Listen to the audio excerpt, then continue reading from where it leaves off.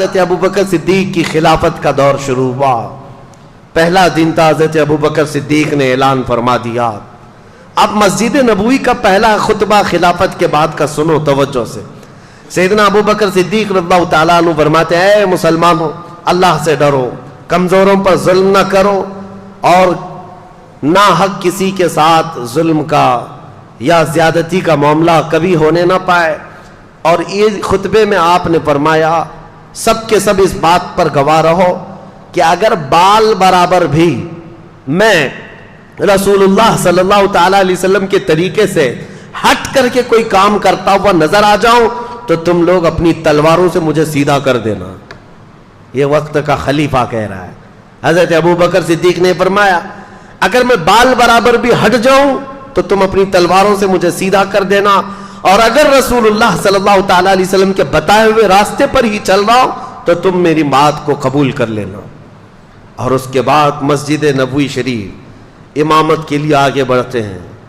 عزیزان گرامی وقار، آج بھی وہ مصلی امامت موجود ہے جہاں میرے آقا نے امامت فرمائی. وہ مسجد نبوی کا شروع کا حصہ. نبی پاک صلی اللہ تعالیٰ علیہ وسلم کا جو محراب ہے نا، آج بھی وہ مدینے میں ہے. مسجد نبوی میں وہ محراب ویسے ہی ہے. حضرت ابوبکر صدیق جیسے ہی آئے اس محراب کو آپ نے کیا کر دیا؟ بند کر دیا. جہاں رسول کریم صلی اللہ علیہ وسلم، جیسے یہ محراب ہے، اس محراب کو بند کر کے آپ نے دیوار چندی، ایک دیوار بنائی، اور پیچھے آ گئے مصلی لے کر، پیچھے کی طرف آ گئے. لوگوں نے کہا وہ رسول اللہ کا محراب، رسول کریم صلی اللہ تعالیٰ علیہ وسلم کا محراب ہے، آپ نے وہاں پر دیوار لگا دی اور آپ پیچھے مصلی لے کر کے آ گئے. اللہ اکبر، کمال عشق دیکھو. کہتے ہیں میں نہیں چاہتا کہ جہاں رسول اللہ کے قدم ہو میرے قدم ہو، بلکہ میں نے مصلی پیچھے اس لیے ہٹا لیا کہ جب میں سجدے میں جاؤں تو میرا سر وہاں ہو جہاں رسول اللہ کے قدم تھے. بخدا خدا کا یہی ہے در، نہیں اور کوئی مفر مکر، جو وہاں سے ہو یہیں آ کے ہو، جو یہاں نہیں تو وہاں نہیں. اعلیٰ حضرت نے جو فرمایا ہے، حضرت ابوبکر صدیق نے کہا کہ میرا سر وہاں لگے جہاں رسول اللہ کے قدم لگتے تھے، کیونکہ حضور پیچھے کھڑے ہوتے اور پیشانی حضور کی محراب کے اندر ہوتی. آپ نے وہ پیشانی کی جگہ حضور جہاں سجدہ کرتے تھے اس کو بند کر دیا، اس لیے کہ کبھی کسی اور کا پیر وہاں نہ پڑنے پائے جہاں رسول اللہ کی پیشانی لگی. یہ خلافت کا دور شروع ہوا تو آپ نے اعلان فرمایا، اے لوگوں، صدیق اکبر رضی اللہ تعالیٰ عنہ فرماتے ہیں کہ اے لوگوں، دیکھو مدینہ طیبہ میں آج جو حالات پیدا ہو چکے ہیں ان سب کے لیے فوری طور پر کوئی تدبیر اختیار کرنا ضروری ہے. کیا کیا حالات تھے، چیلنجز میں آپ کے سامنے رکھتا ہوں، آپ خود محسوس کر لیں گے کتنا ڈیفیکلٹ تھا ڈیسیزن لینا. زکوٰۃ کے منکرین پیدا ہو گئے، وہ بھی سینکڑوں کی تعداد میں، کہتے ہیں زکوٰۃ ہم نہیں دیں گے. اچھا، ایک مسئلہ یہ تھا، حضور نے اپنی وفات کے چند دن پہلے ہی حضرت اسامہ بن زید، حضور صلی اللہ تعالیٰ علیہ وسلم کے منہ بولے بیٹے حضرت زید جو جنگ موطا میں شہید ہوئے، ابھی جمعہ کے بیان میں نے عرض کیا تھا، حضور صلی اللہ علیہ وسلم نے اپنا جھنڈا دے کر بھیجا تھا. موطا جارڈن کا ایک علاقہ ہے. یہ جنگ کیوں ہوئی تھی یہ بھی میں نے بتایا ہے. حضور صلی اللہ تعالیٰ علیہ وسلم کے قاصد صحابی حارث بن عمیر یہ روم کے بادشاہ کے پاس خط لے کر کے جا رہے تھے. بیچ میں بلقا کا ایک بادشاہ شرحبیل جس کا نام تھا، اس نے گرفتار کر کے حضور کے اس صحابی کو رسیوں میں باندھ کر ٹکڑے کر کے قتل کیا. تو اب اس قتل کے خلاف ظاہر سی بات ہے حضور صلی اللہ تعالیٰ علیہ وسلم نے صحابہ کو جمع کیا اور 3000 صحابہ کی تعداد بھیج دی، جس میں حضرت زید بن حارثہ تھے، حضور کے منہ بولے بیٹے. ان کے ہاتھ میں جھنڈا دیا اور یہ فرمایا تھا ان کے بعد جعفر طیار جھنڈا لے لیں گے، ان کے بعد عبداللہ بن رواحہ، ان کے بعد مسلمان جس کو منتخب کرے وہ جھنڈا لے، وہ سپہ سالار ہے. اور جنگ موطا میں جیسی پہنچے تھے یہ 3000 صحابہ، رومیوں کی فوج 1,00,000 کی تعداد کے برابر تھی. یہ صحابہ میں سے کوئی پیچھے ہٹا نہیں، 1,00,000 سے لڑنے کے لیے تیار بھی ہوئے، لڑ پڑے. اور اس کے بعد حضرت زید بن حارثہ شہید ہو گئے، حضور کے منہ بولے بیٹے اس جنگ میں شہید ہوئے، پہلے شہید. اس کے بعد حضرت جعفر طیار جو حضرت علی کے سگے بھائی ہیں، ان کو رومیوں نے پیٹ سے بیچ میں کاٹ کر 2 ٹکڑے کر دیے تھے، وہ شہید ہوئے۔ تیسرے حضرت عبداللہ بن رواحہ، یہ بھی شہید ہوئے۔ حالات بہت سخت تھے جنگ موتا میں، تب سارے صحابہ نے مل کر کے جھنڈا کس کے ہاتھ میں پکڑایا؟ خالد بن ولید کے ہاتھ میں۔ یہ جنگ تھی پہلی خالد بن ولید کی۔ اس جنگ موتا میں 9 تلواریں ان کے ہاتھ سے ٹوٹی ہیں، اور اس کے بعد انہوں نے جھنڈا گرنے نہیں دیا تھا۔ 3000 کی فوج کو لے کر 1 لاکھ سے لڑتے تھے، ایسے لڑتے تھے، صفوں کی صفیں درہم برہم کرتے تھے۔ شام سے پہلے رومیوں کی طرف سے اعلان ہوا کہ خالد بن ولید ایسا ہو گیا ہے کہ یہ بدکے ہوئے گھوڑے کی طرح صفیں درہم برہم کر رہا ہے، تم سب کے سب پیچھے ہٹ جاؤ اور ان کو جانے دے دو۔ رومی فوج پوری کی پوری پیچھے ہٹ گئی، اور جتنے مرے اس میں سے وہ چھوڑ کر پوری جنگ میں صرف 8 مسلمان شہید ہوئے تھے۔ 1 لاکھ لوگوں نے مل کر 3000 کا مقابلہ کیا اور 8 شہید ہوئے تھے۔ حضرت خالد بن ولید یہ پہلی فتح کر کے واپس لوٹ رہے تھے۔ جنگ موتا، یہ جنگ موتا 8 ہجری میں ہوئی ہے حضور کے۔ اس جنگ میں جو شہید ہوئے حضرت زید، ان کا غم تھا حضور کو۔ ان کے بیٹے اسامہ 19 سال کے جوان تھے۔ حضور صلی اللہ تعالیٰ علیہ وسلم نے حضرت اسامہ کو سپہ سالار بنایا اور کہا رومیوں کو پھر سے ادھیڑنے کے لیے، ان کو اکھیڑنے کے لیے ایک فوج بھیجی جس میں 10,000 صحابہ جمع تھے۔ حضرت اسامہ بن زید کو مدینے سے روانہ کر دیا۔ اسامہ بن زید مدینے سے نکلے ہی تھے کہ حضور کی وفات ہو گئی۔ حضور کی وفات ہوتی اسامہ بن زید اور یہ پوری فوج ظاہر سی بات ہے مدینے واپس آ گئی۔ اب مسئلہ یہ تھا کہ حضور کی وفات کے بعد خلافت بھی قائم ہو گئی، حضرت ابوبکر خلیفہ بن گئے۔ اب کیا کرنا ہے؟ اب مسئلے ایسے تھے کہ ایک طرف مسیلمہ کذاب جھوٹا نبی بننے کا اعلان کر چکا ہے، اسود انسی ایک اور شخص ہے جو نبوت کا دعویٰ کیا، طلحہ بن خویلد ایک ایسا شخص ہے وہ بھی نبوت کا دعویٰ کر بیٹھا ہے، 3 بڑے بڑے دجال ظاہر ہوئے ہیں۔ ایک طرف زکوٰۃ نہ دینے کی ایک جماعت پیدا ہو گئی، مرتد ہو گئے، اور ایک طرف اسامہ بن زید کی یہ 10,000 کی فوج جو روم جا رہی تھی لڑنے کے لیے۔ کیا کیا فیصلے لینے ہیں؟ حضرت ابوبکر صدیق اٹھتے ہیں، سیدھے اسامہ بن زید کو کہتے ہیں جو فوج تمہارے ساتھ جانے والی تھی سب کو تیار کرو، اور اس کے بعد اسامہ بن زید کو گھوڑے پر بٹھایا۔ یہ فوج وہیں جائے گی جہاں رسول اللہ نے بھیجا تھا۔ حالات ایسے تھے کہ فوج اتنی بڑی بھیجنے کے جیسے حالات نہیں تھے، یہاں تک کہ لوگ سب آ کر کے کہنے لگے خلیفہ اسلام ابھی حالات ایسے نہیں ہے کہ آج 10,000 کی فوج مدینے سے بھیج دیں گے، حضور کی وفات ہوئی ہے، اچانک مدینے پر کچھ ہو گیا تو کیا کریں گے، اتنی بڑی فوج جا رہی ہے۔ حضرت ابوبکر صدیق نے کہا قسم رب ذوالجلال کی میری جان بھی چلی جائے میں اس فوج کو واپس نہیں کر سکتا جس کو رسول اللہ نے بھیجا ہے۔ اسامہ بن زید کو بٹھا دیا گھوڑے پر اور ان کے گھوڑے کی رسی خود پکڑ کر کے جانے لگے۔ یہ حضرت ابوبکر صدیق ہے، گھوڑے کی رسی خود پکڑ کر کے نکلے۔ اسامہ بن زید کی عمر 19 سال کی ہے، صدیق اکبر کی عمر 60 سال کی ہے۔ 60 سال کا خلیفہ رسول گھوڑے کی رسی پکڑ کر چل رہا ہو، اسامہ بن زید گھوڑے سے اچھل کر نیچے آ گئے۔ کہا اے خلیفہ اسلام، اے جانشین رسول، آپ چلیں اور میں بیٹھوں، گوارا نہیں۔ حضرت ابوبکر صدیق نے کہا بیٹھ جاؤ اسامہ، اس گھوڑے کی پشت پر دنیا کی دولت نے نہیں میرے رسول نے تجھے بٹھایا ہے، تجھے کوئی نہیں اتار سکتا، بیٹھ جاؤ۔ پھر کہا آپ رسی پکڑ کر کیوں چل رہے ہیں؟ کہا خلافت کی ذمہ داریاں ایسی آ گئیں کہ مدینے کی سیکیورٹی بھی ہے، ان دجالوں سے مقابلہ بھی ہے، منکرین زکوٰۃ سے بھی لڑنا ہے۔ خواہش تو میری یہ تھی کہ تمہاری فوج میں بھی شریک ہو جاتا، میں بھی چلا جاتا، رسول اللہ نے بھیجا ہے، لیکن خلافت کی ذمہ داریوں کی وجہ سے میں تمہارے ساتھ جنگ پر جا نہیں سکتا، میں کم از کم تمہاری رسی پکڑ کر مدینے سے باہر تک تو جا سکتا ہوں تاکہ کل قیامت کے دن ان مجاہدین کا نام پکارا جائے تو گھوڑے کی رسی پکڑنے والوں میں میرا بھی نام آ جائے۔ عزیزان گرامی، نیکی چھوٹی ہو کہ بڑی ہو ابوبکر صدیق چھوڑتے نہیں تھے۔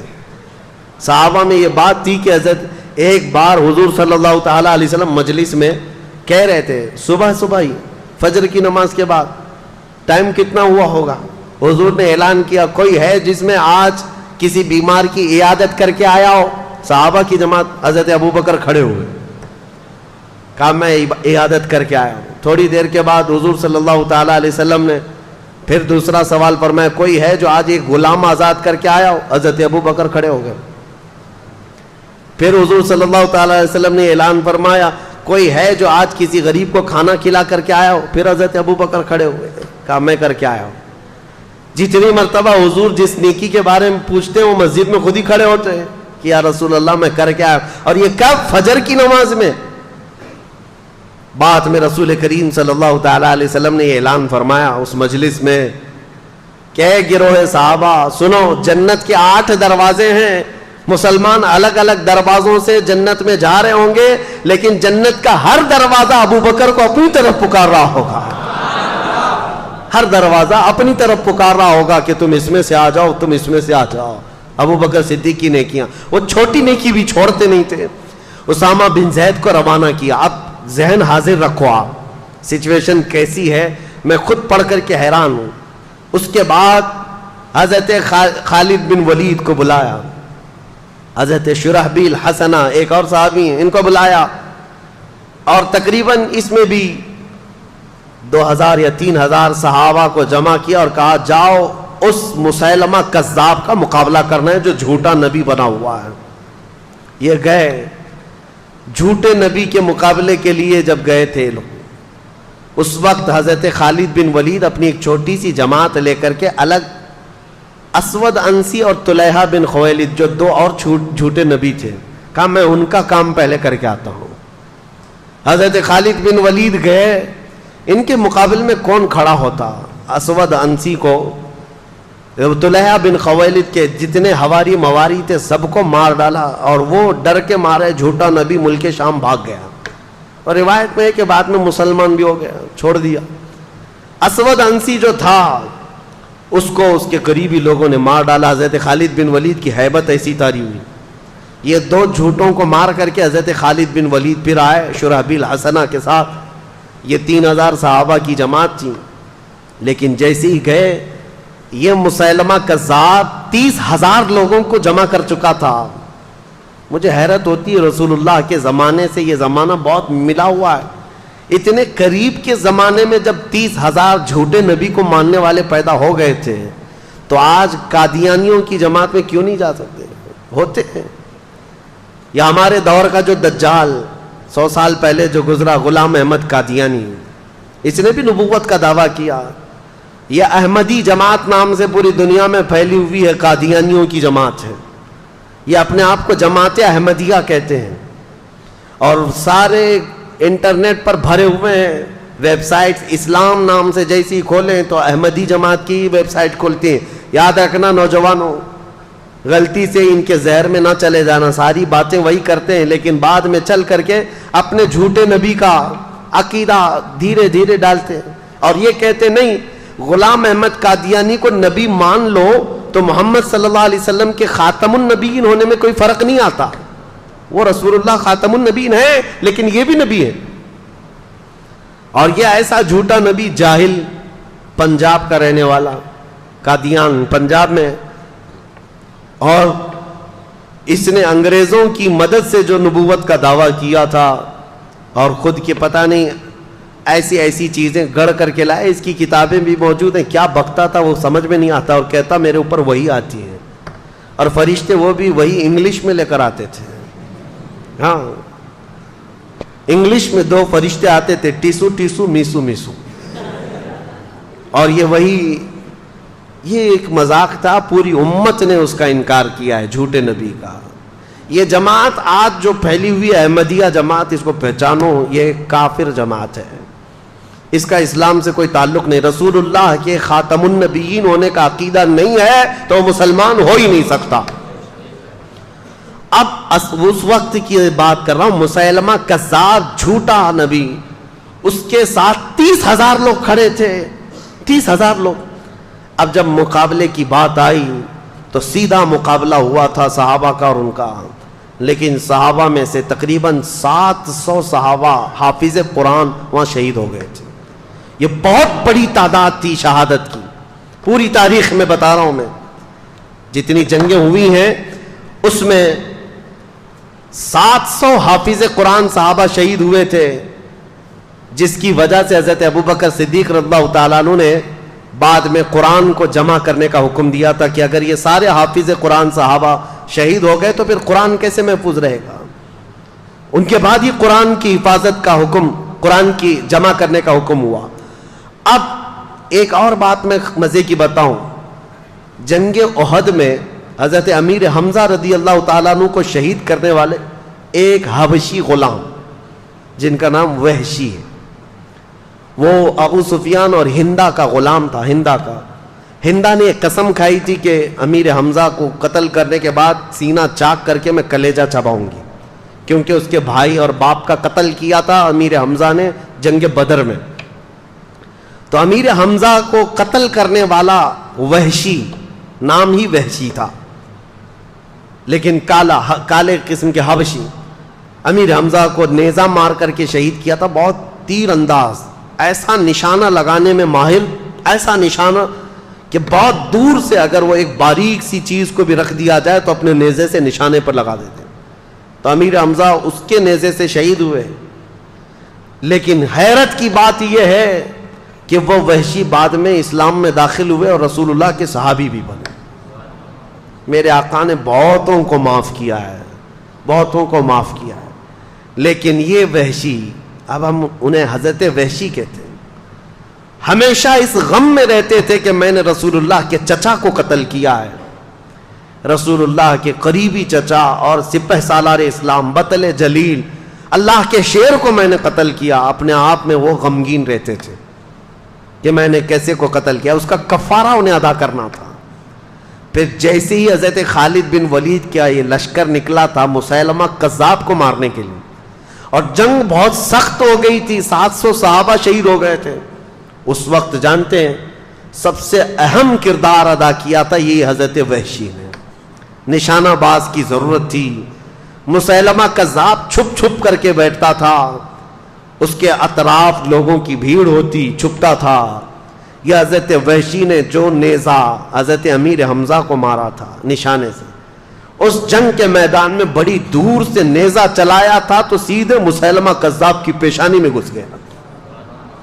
وہ جھوٹا نبی ایک ہی دم میں مر گیا، نیچے زمین پر آ گیا.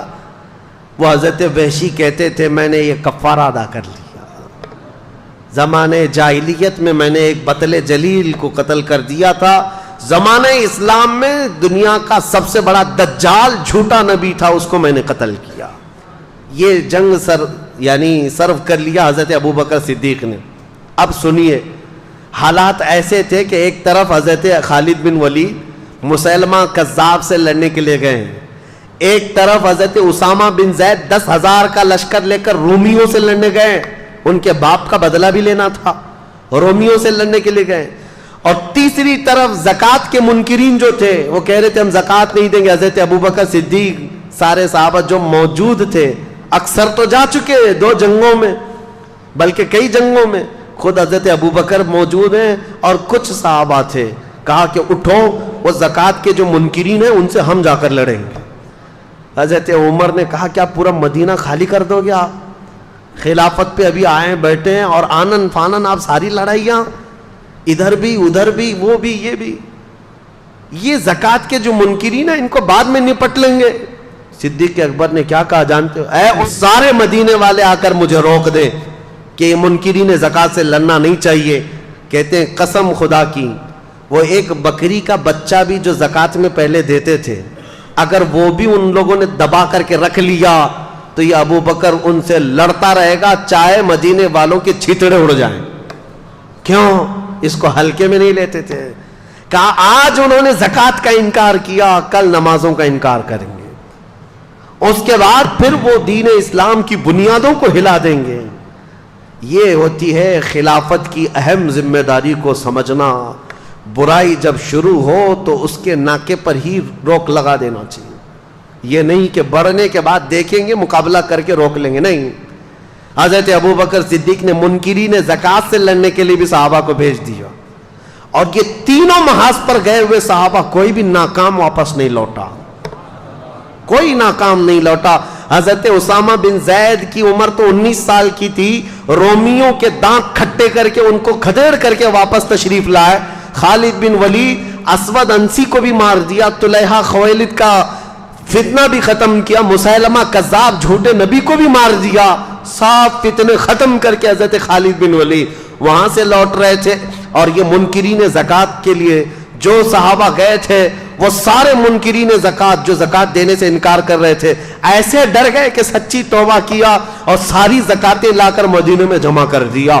یہ سارے فتنے ایک ساتھ ختم کیے تھے سیدنا ابو بکر صدیق رضی اللہ تعالی. خلافت, سیاست اور حکومت.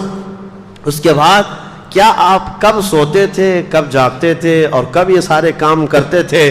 یہ ایک صحابی حضرت مسنہ, ابھی یہ سب واپس آئے نہیں ہیں. سنو, اسامہ بن زید آئے نہیں, خالد بن ولید آئے نہیں, زکات کے منکرین آئے نہیں. ایک صحابی عراق سے آئے, عراق کے رہنے والے حضرت مسنہ رضی اللہ تعالی. یہ خود مسلمان تھے اور ان کا خاندان عیسائی تھا.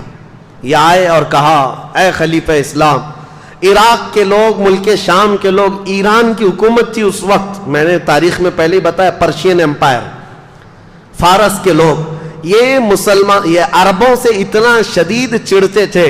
اب سنیے, عرب کی اور ایران کی جنگ آج کی نہیں ہے, یہ بہت پرانی ہے. آج بھی ان لوگوں کی لڑائیاں چلیں, ایرانی عربوں کو نہیں مانتے, عرب ایرانیوں کو نہیں مانتے. یہ بہت پرانی ان کی شقاوت ہے, آپس میں دشمنی ہے. ایران کا جو بادشاہ تھا کسرا اس وقت, خسرو پرویز, یزدگرد اور پھر جو ہے بزرج مہر, یہ سب وہ بادشاہ ہیں ایران کے جو کسرا کہلاتے تھے. یہ کوئی عرب آدمی ان کے ہاں نظر آتا تو اس کے کندھے کاٹ دیتے تھے. عربوں سے اتنی نفرت کرتے تھے, اور عرب لوگ بھی ان سے نفرت کرتے تھے, ایرانیوں کو برداشت نہیں کرتے تھے. کبھی کبھار ایرانی جو ہے حکومت کرتے کرتے یمن تک آ گئے, حجاز مدینے تک بھی آ گئے تھے. عرب لوگوں کی ان کے ساتھ جنگیں چلتی رہی ہیں. اب جب اسلام آیا اور اس کا رعب و دبدبہ قائم ہوا تو جانتے ہیں رسول اللہ کا خط لے کر کے ایک صحابی گئے تھے خسرو پرویز بادشاہ کے پاس. اس نے رسول اللہ کا خط پھاڑ کر پھینک دیا تھا, اور جو قاصد صحابی آئے تھے ان کا قتل کر دیا تھا, اور کہا غلام مجھے حکم دیتے ہیں اسلام میں آؤ. عربوں کو غلام سمجھتے تھے, حقیر سمجھتے تھے عربوں کو.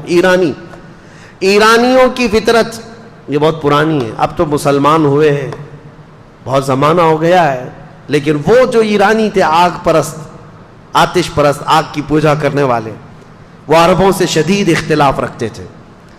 اور حضور صلی اللہ تعالیٰ علیہ وسلم نے فرمایا بھی تھا اس بادشاہ کے بارے میں, جس نے میرا خط پھاڑا اللہ اس کی سلطنت کو پھاڑ دے گا. حضور کی زبان سے نکلا تھا. اب حضرت ابو بکر صدیق کی خلافت کا دور ہے, ایرانیوں کا بھی دبدبہ ہے. ایران جو ہے یہ اتنا ہی نہیں تھا جو آج ہے, وہ فارس جو ہے اس میں عراق بھی آتا, ملک شام بھی آتا, پھر ایک روم ہے, رومن امپائر جو ٹرکی تھا اس زمانے میں. قسطنطنیہ جو استنبول شہر ہے آج, یہ روم کا دارالخلافہ تھا, کیپٹل سٹی تھی, راجدھانی تھی. وہاں سے سارے رومی حکومت کرتے تھے. روم کے اندر تقریباً 40-50 آج کی کنٹریاں آتی تھیں اس زمانے. تو ایک طرف وہ تھے, ایک طرف یہ تھے. تو حضرت مسنہ جو عراق کے تھے وہ آ کر حضرت ابو بکر کے پاس اتنا کہنے لگ گئے کہ عراق میں ہم چاہتے ہیں کہ اسلام لے کر کے جائیں, وہاں ایرانیوں کا بڑا دبدبہ ہے, آپ کیا فرماتے ہیں؟ حضرت ابو بکر نے پوچھا, سارے صحابہ جو جنگوں پہ جا چکے ہیں اب ایک طرف آئے اور کہہ رہے ہیں عراق جانا ہے. کہا پہلے جاؤ تم اپنے خاندان کو مسلمان کرو. وہ گئے, ان کا خاندان ان کی تبلیغ پر پورا اسلام لایا. حضرت ابو بکر صدیق صرف حضرت مسنہ کے خاندان کو اور چند صحابہ کو کہتے جاؤ عراق پہنچو, اور اگر ایران کے بادشاہ کا کوئی وزیر جو وہاں پر تھا, وہاں پر جو موجود تھا, اس نے اگر مقابلہ کیا تو تم ان کے ساتھ جنگ کرنا. یہ حضرت ابو بکر صدیق کی غیرت ایمانی دیکھو, جذبہ تو دیکھو. ایک خاندان اور تھوڑے صحابہ کو ایران جیسی حکومت کے کسی وزیر سے لڑنے کے لیے بھیج دیے, اور وہ صحابی بھی ہیں, ایسا نہیں کہہ رہے ہیں کہاں بھیج رہے ہیں آپ, وہ بھی ایمان کامل کے ساتھ چل پڑے. بیچ راستے میں تھے حضرت خالد بن ولید، یہ مسیلمہ کذاب کو قتل کر کے آ رہے تھے، حضرت ابوبکر نے یہیں سے خط لکھ دیا خالد بن ولید کو کہ مدینے مت آنا، جتنے صحابہ تمہارے ساتھ بچے ہیں ان سب کو لے کر کے عراق کی فتح کرنے چلے جانا۔ مدینے آنے تک بھی نہیں دیا۔ حضرت خالد بن ولید خط کو چومتے ہیں اور وہیں سے عراق چل پڑتے ہیں۔ ان میں سے کوئی ایک نے بھی یہ نہیں کہا گھر جائیں گے آرام کریں گے۔ حضرت خالد بن ولید اپنے صحابہ جتنے تھے بچے ہوئے ان کو لے کر حضرت مثنیٰ کے ساتھ جمع ہو گئے اور عراق کی طرف چل پڑے۔ اللہ اکبر۔ میں اب یہ ساری چیزیں بیان بھی نہیں کر پاؤں گا، اتنی فتوحات حضرت خالد بن ولید کی ہیں، نام یاد نہیں رہ جاتے۔ جاتے ساتھ آپ نے عراق کی سرحد پر داخلہ کیا، اور جو وہاں کا باج گزار تھا، جو بادشاہ بنا ہوا عراق کا تھا، وہ ایران کا باج گزار، ایران کا وزیر تھا، وہ بھی کٹر آتش پرست۔ اس کو سیدھے حضرت خالد بن ولید نے یہ پیغام بھیجا، اسلام لاؤ، امن کے ساتھ رہو، یا تو پھر ہمیں ٹیکس دو، یا ہماری حکومت کو تسلیم کرو، یا ہمارے ساتھ جنگ کرو، اس لیے کہ تم نے ہمارے عربوں کو بہت مارا ہے، مسلمانوں کو بہت مارتے ہو۔ جیسے حضرت خالد بن ولید کا یہ خط پہنچا تو عراق کا جو باج گزار تھا وہ حیرت میں آیا، کہا مسلمانوں کی اتنی ہمت کہ یہاں تک آ گئے۔ اور اس نے ایران کے بادشاہ کو خط لکھ کر کے بھیجا کہ ایک لشکر آیا ہے مسلمانوں کا۔ خط تو بھیجا لیکن خود اپنی فوج لے کر لڑنے کے لیے آ گیا دریائے فرات کے قریب، اور حضرت خالد بن ولید نے اپنے صحابہ کو اتارا میدان میں۔ 2 دن کی جنگ چلی تھی کہ اس وزیر کو ہی قتل کر ڈالا۔ علاقہ پورا پرچم اسلام سے لہرایا۔ یہ پہلا دخول تھا حضرت خالد بن ولید کا عراق میں، اور اس کے بعد جیسے جیسے آگے گزرتے گئے، خسرو پرویز جو بادشاہ تھا ایران کا، اسے خبر ملی کہ عراق میں لوگ داخل ہو گئے، میرے وزیر کو مار بھی ڈالا، تو اپنے 2 مشہور وزیروں کو اس نے طلب کیا جن کو اس زمانے کی آگ کہا جاتا تھا، ان کے ساتھ اس خسرو پرویز نے 1 لاکھ کی فوج دے کر بھیجا کہ یہ خالد بن ولید کا معرکہ سر کراؤ۔ اب یہاں حضرت خالد بن ولید کے انٹرنس کو روکنے کے لیے ایران کی بہت بڑی فوج آئی تھی۔ حضرت خالد بن ولید صرف طاقت اور یہ تلوار کے جوہر سے نہیں، اپنی حکمت سے جیتتے تھے۔ وہ ایسی حکمت اپناتے تھے جنگوں میں، صحابہ کی ٹکڑیاں کہاں چھپاتے کسی کو پتہ بھی نہیں چلتا، ہر ایک کو تازہ دم میدان میں اتارتے تھے، ہر ایک کو جوہر کے ساتھ اتارتے۔ اور جو 2 آئے تھے، یزدگرد ان کا کچھ نام تھا، یہ جو ایران کے بادشاہ کے، ان کا مقابلہ دریائے فرات پر حضرت خالد بن ولید نے ایسا کیا کہ ان میں سے ایک کو قتل کیا اور ایک کو وزیر کے بادشاہ کے پاس بھاگنے پر مجبور کیا، اور باقی فوج کو تتر بتر کر دیا۔ اور ایرانی فوج میں ایسی ہیبت طاری ہوئی کہ وہ بدکے ہوئے گھوڑوں کی طرح بھاگتے تھے اور کہتے تھے جنات آ گئے ہمارے ہاں، جنات آ گئے۔ یہ چند صحابہ کی جماعت تھی۔ عراق میں داخل ہوتے گئے، عراق کا کافی حصہ خالی ہو گیا، تو حضرت خالد بن ولید نے حضرت قعقاع ایک صحابی ہیں، ان کو عراق کا گورنر بنایا، اور وہاں سے پھر نکل پڑے، کہا میں اب ملک شام بھی فتح کر کے رہوں گا۔ مدینے واپس نہیں آئے۔ اللہ اکبر۔ اس بطل جلیل کو لاکھوں سلام۔ خالد بن ولید سیف اللہ المسلول، میں سوچتا ہوں کیا ان کا گھر نہیں تھا، کیا ان کے بیوی بچے نہیں تھے، مہینوں گزارتے تھے، اور خالد بن ولید نے پورا عراق فتح کر لیا تھا۔ عراق فتح کر کے وہاں صحابہ کو گورنر بنایا اور واپس نکلے ملک شام کی طرف۔ ملک شام آئے، حمص کا علاقہ، حلب کا علاقہ، جہاں رومیوں کی حکومت تھی، تو انہوں نے ایک سپر پاور سے ٹکر تو آلریڈی لے لی تھی۔ ایک سپر پاور پرشین امپائر تھے، ان سے تو چھیڑ چھاڑ ہو گئی تھی، ان کے ہزاروں کو مارا بھی تھا۔ ملک شام میں رومن امپائر کا قبضہ تھا، خالد بن ولید نے ان کو بھی چھیڑ دیا۔ 2 بڑی سپر پاور طاقتیں اس زمانے کی، پرشین امپائر اور رومن امپائر، اور دونوں کو چھیڑنے والا، دونوں کو اٹھانے والا اور دونوں کو کھدیڑنے والا ایک ہی صحابی خالد بن ولید، ایک ہی صحابی۔ ملک شام میں رومیوں کا قبضہ تھا، جیسے ہی داخل ہوئے شامی جتنے تھے ان لوگوں نے کہا کہ ان کا مقابلہ ہم عربوں سے ہی کرتے ہیں، کیونکہ شام کے رہنے والے جو ایران کے تھے وہاں کے قریب، شام اور ایران پڑوس میں، تو وہاں کا جو بادشاہ تھا اس نے کہا کہ خالد بن ولید کا مقابلہ ہماری فوج سے نہیں عربوں سے ہی کرتے ہیں، وہ اچھا جانتے ہیں، کیونکہ کچھ عرب بھی وہاں رہتے تھے اور کچھ عربوں کو خرید کر کے لائے تھے۔ ایک پوری جماعت کھڑی کر دی عربوں کو عرب سے لڑانے کے لیے۔ لوگوں نے پوچھا بھی یہ کیا کر رہے ہو؟ کہا لوہے کو لوہا کاٹتا ہے۔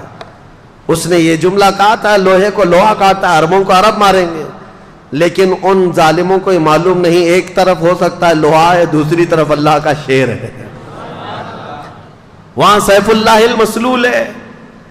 اور عربوں کے اس قبیلے کو لا کر کھڑا کیا حضرت خالد بن ولید نے، ایک ہی دن میں ان پورے عربوں کا کام تمام کر دیا، ایک ہی دن۔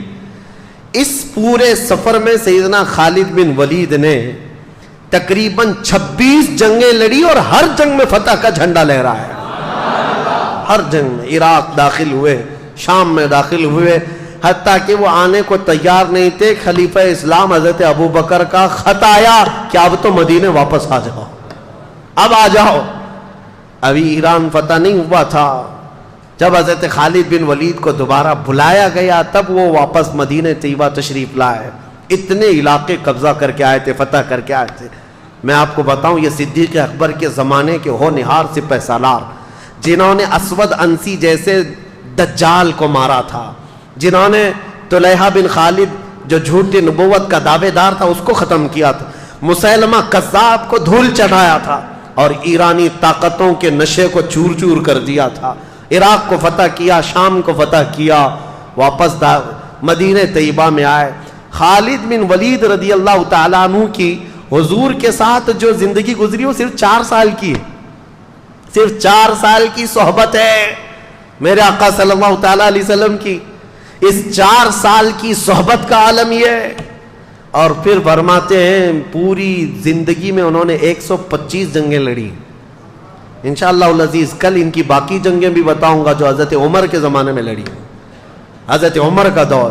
یہ خلافت صدیق اکبر کے اہم واقعات جو میں نے بتایا آپ کو، فتوحات اسلام بڑھتی گئیں، اسلام مدینے سے نکلا ہے، پھر عراق میں پہنچ گیا، ملک شام میں پہنچ گیا، خطہ عرب جو آج کا ہے حجاز نجد تک پہنچ گیا، یمن تک چلا گیا۔ حضرت ابوبکر صدیق کے زمانے میں یہ اسلام کی سرحدیں تقریباً 15 لاکھ اسکوائر کلومیٹر تک پھیل گئی تھی، بہت دور تک جا چکی تھی۔ یہ صدیق اکبر کا زمانہ بہت ہی روشن زمانہ تھا، لیکن آپ کو زیادہ دن نہیں ملے۔ ٹوٹل آپ کے پاس 2 سال 3 مہینے تھے خلافت کے۔ 60 سال کی عمر تو تقریباً ہو چکی تھی آپ کی جب آپ خلافت پر آئے، اور 63 سال کی عمر میں آپ وفات پائے، جتنی رسول اللہ صلی اللہ علیہ وسلم کی ظاہری زندگی تھی۔ حضرت ابوبکر صدیق رضی اللہ تعالیٰ عنہ کی خلافت میں صرف یہ معاملات نہیں تھے، بلکہ حکومت کا ایسا نظام قائم کیا تھا، شعبے بنا دیے تھے۔ حضور کے زمانے میں یہ سب چیزیں تو ہوئی نہیں تھی، لیکن آپ نے بعد میں یہ سب شعبے بنائے، فوجیوں کے دستے الگ الگ بنائے، امیر العسکر، امیر لشکر کا ایک امیر بنایا، اور الگ الگ ٹکڑیوں کو تربیت دیا۔ آپ نے اس وقت کا ایک یعنی صحابہ کو فٹنس کے لیے ایک پورا میدان بنا رکھا تھا، وہاں دوڑ لگائی جاتی تھی، یعنی اس زمانے کا جیم، جو جوان صحابہ تھے ان کو پورے طور پر ورزش کروائی جاتی تھی، دوڑ لگائی جاتی تھی، پتھر اٹھوائے جاتے تھے فٹنس کے لیے روزانہ۔ یہ حضرت ابوبکر صدیق نے بنایا تھا۔ اور پھر بیت المال آپ نے بنایا، زکوٰۃ جتنی آتی تھی وہ سب بیت المال میں جمع ہوتی، اور پھر حضرت ابوبکر صدیق پورے مدینے کے لوگوں کو بیت المال سے سب تقسیم کر دیتے، یہاں تک کہ تقسیم کرنے کے بعد بیت المال کے اندر خود اپنے ہاتھ سے جھاڑو مارتے تھے۔ تو وہ لوگ کہتے کہ آپ جھاڑو کس لیے لگاتے ہیں؟ کہتے کہیں کوئی درہم گرا ہوا نہ رہ جائے جو مسلمانوں میں تقسیم ہونے سے رہ جائے، جھاڑو لگا دیتے۔ بیت المال کا نظام آپ نے قائم فرمایا، اور اس کے بعد آپ نے باضابطہ طور پر قرآن کو جمع کرنے کے لیے صحابہ کو منتخب کیا، پھر امیر بنایا، مسجدیں تعمیر کرنا شروع کیا۔ خود مدینہ طیبہ میں اس وقت تقریباً 9 مسجدیں تھیں، مسجد نبوی کے علاوہ، مسجد نبوی کو چھوڑ کر 9 مسجدیں الگ تھی۔ اور پھر غربا مساکین کا خیال اور خود کی زندگی کا اللہ اکبر یہ حال تھا۔ خلافت 2 سال 3 مہینے 4 دن کے قریب چلی، اور بالکل روشن خلافت جس میں سیدنا عمر فاروق، حضرت عثمان غنی، حضرت علی کرم اللہ وجہ الکریم سبوں نے حصہ لیا ہے، اور اسلام کو پورے دور دراز تک پھیلانے میں ہر صحابی نے بڑا کردار ادا کیا۔ حضرت ابو بکر نے ابی بن کعب کو امامت کے لیے مقرر کیا، قرآن سکھانے کے لیے حضور صلی اللہ علیہ وسلم نے ان کے لیے فرمایا تھا ان کو امام بنایا گیا۔ حضرت عبداللہ بن مسعود فقہ کے بڑے صحابی تھے، ان کا مدرسہ بنایا گیا۔ حضرت ابو ہریرہ جو حضور کی حدیثوں کے حافظ تھے، ان کو حدیثیں بیان کرنے کے لیے یہ سارے صحابہ اکرام کی جماعتیں الگ الگ تھیں، ڈپارٹمنٹ بنائے، باضابطہ حکومت کا ایک شعبہ، اسلام کی اسٹیبلشمنٹ جو ہوئی، خلافت کا دور یہاں چلا۔ خلافت جو ہے، اب لوگ یہ کہتے ہیں خلافت میں اور جمہوریت میں فرق کیا ہے؟ جمہوریت یعنی ڈیموکریسی، دونوں میں بڑا فرق ایک وہ ہے کہ ہوتا یہی ہے، جمہوریت جس کو آپ ڈیموکریسی کہتے ہیں، for the people, by the people, to the people, اب یہاں پر یہ انگلش کا جو فارمولا ہے وہ بہت دور ہو گیا، فار دا پیپل اور BUY بائی دا پیپل، یہ اب ڈیموکریسی ہو گئی ہے، یہ اب لوگوں سے بہت دور، فار دا نہیں ہے، فار دا پیپل ہو گئے، یہ جمہوریت آج ہو رہی۔ یہاں پر جو ڈیموکریسی ہے اس میں یہ کہا تو جاتا ہے لوگوں سے، لوگوں کے لیے، لوگ ہی حکومت کریں گے، صحیح ہے، یہی ہے، یعنی آپ منتخب کریں گے، آپ اپنا امیر بنائیں گے، آپ اپنا وزیر بنائیں گے، اور جس کو بنائیں گے وہ لوگوں کے لیے، اگرچہ آپ نہیں بنا پاتے، ابھی تک نہیں، ایسا کوئی بنا ہی نہیں جو ہمارے لیے ہو، وہ سب اپنے خزانے جمع کرنے کے لیے ہوتا ہے، جس کو بھی بٹھاؤ یہاں پر تخت پر وہ سب سے بڑا چور نکلتا ہے، اور سب سے کہتا رہا نہ کھاؤں گا نہ کھانے دوں گا۔ یہ اور بات ہے کہ میرے عزیزو اس طرح کے نعرے ڈیموکریسی میں سننے کو ملتے ہیں، صدیق اکبر کے زمانے خلافت کو کیا کمپیئر کر سکتے؟ خلافت کیا ہے؟ خلافت میں اور جمہوریت میں فرق یہ ہے کہ یہاں لوگ قانون بناتے ہیں، جمہوریت میں کیا ہوتا ہے؟ قانون کون بناتے ہیں؟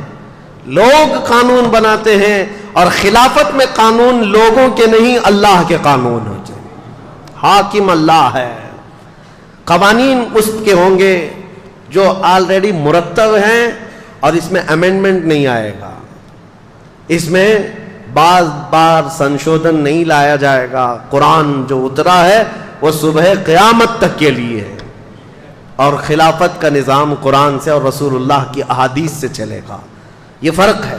حضرت ابو بکر صدیق رضی اللہ تعالیٰ عنہ نے خلافت چلائی ہے۔ میرے عزیزو، حضرت عمر کہتے ہیں کہ اکثر میں سوچتا تھا کہ نیکیوں میں ان سے آگے بڑھ جاؤں، کمپٹیشن لگا رہتا تھا، یہ ہیلتھی کمپٹیشن ہے کہ حضرت عمر ہمیشہ یہ سوچتے تھے کہ میں آگے بڑھ جاؤں کچھ نیکیوں میں۔ کہتے ہیں میں بہت تلاش اور جستجو کے بعد مدینے کی ایک غریب بوڑھی عورت کو ڈھونڈ لیا کہ اس کی مدد کروں گا، کوئی تھا نہیں اس کا۔ کہتے ہیں کہ میں صبح سوچا ہوں نماز کے بعد جا کر کے اس کے گھر کا کام کر دوں، لیکن اس کے گھر گیا تو دیکھا اس عورت کا گھر کا کام سب کیا ہوا ہے، اس کے برتن سب دھوئے ہوئے ہیں، اس کا بستر بچھا ہوا، اس کا گھر جھاڑا ہوا ہے۔ حضرت عمر کہتے ہیں میں نے دیکھا اس کا کوئی رشتہ دار نہیں، یہ عورت اٹھتی نہیں، چل پھر نہیں سکتی، اس کا گھر کا کام کون کرتا ہے؟ 2 دن انتظار کیا، تیسرے دن فجر سے پہلے جا کر کھڑے ہوئے، فجر سے پہلے ہی ایک شخص آیا، چہرے پر نقاب ڈالے ہوئے، گھر کی اس خاتون کے سارے کام کر کے جلدی نکل رہا ہے۔ حضرت عمر کہتے ہیں میں نے اس کا نقاب ہٹایا تو ابو بکر صدیق ہے، کہ تنہائی میں رات کے وقت کوئی غریب عورت کے گھر بھی کام کر جانا وقت کے خلیفہ کا۔ حالانکہ لوگ آج یہ سوچتے ہیں کہ یہ ڈیوٹی میری تھوڑی نہ ہے، صدیق اکبر رضی اللہ تعالیٰ عنہ راتوں کو سوچے نہیں، یہاں تک کہ حضرت عمر کہتے ہیں ایک مرتبہ میں سنا تھا کہ حضرت ابو بکر جنگل میں کسی کو کھانا کھلا کر آتے تھے، میں بھی ان کے انتقال کے بعد، حضرت ابو بکر کے انتقال کے بعد توشہ دان لے کر کے جنگل میں گیا، ڈھونڈتا رہا، کوئی ملا نہیں۔ شام ہو رہی تھی، مجھے ایک جگہ سے کسی کی آواز آئی، پہاڑ کی ایک کوہ میں کوئی شخص بیٹھا اللہ اللہ کہہ رہا ہے۔ حضرت عمر کہتے ہیں میں گیا، جا کر دیکھا تو اس کے ہاتھ بھی کٹے، پیر بھی کٹے، آنکھوں سے اندھا بھی، ایسا ایک دھڑ پڑا ہوا ہے لیکن بول رہا ہے. حضرت عمر کہتے ہیں شاید اسی کو ابو بکر کھلانے کے لیے آیا کرتے. مدینے سے یہ جنگلوں کی وادیوں میں آ کر تو شادان لے کر کھلاتے. حضرت عمر کہتے میں بھی اس اندھے آدمی کے پاس بیٹھ کر روٹیاں سالن میں ڈبو کر کھلا رہا تھا. اس نابینا نے پوچھا ہے آنے والے کیا ابو بکر کا انتقال ہو گیا؟ حضرت عمر کہتے ہیں وہ اندھا تھا, میں نے اس کو کچھ کہا نہیں تھا, میں نے بات بھی نہیں کی تھی. میں نے پوچھا تجھے کیسے پتا کہ آنے والا ابو بکر نہیں کوئی دوسرا آیا؟ وہ اندھا کہتا ہے اس لیے کہ ابو بکر کو معلوم تھا میرے منہ میں دانت نہیں, وہ روٹی اپنے منہ سے چبا کر میرے منہ میں ڈالتے, اور تو نے پوری روٹی میرے منہ میں ڈالی تو سمجھ میں آ گیا کہ آج کوئی نیا آدمی آیا ہے. حضرت عمر کہتے ہیں اس دن میں کھڑا ہوا کہا اللہ کی قسم پوری زندگی بھی لگا دوں تو ابو بکر کے آگے نہیں بڑھ سکتے, صدیق اکبر کے آگے نہیں بڑھ سکتے. حضرت عمر یہ کہتے بھی تھے حضرت ابو بکر سے کہ ابو بکر میری زندگی کی پوری نیکیاں لے لو, پوری نیکیاں لے لو, وہ ایک رات مجھے دے دو جو غار ثور میں رسول اللہ کے ساتھ گزاری تھی, وہ ایک رات دے دو.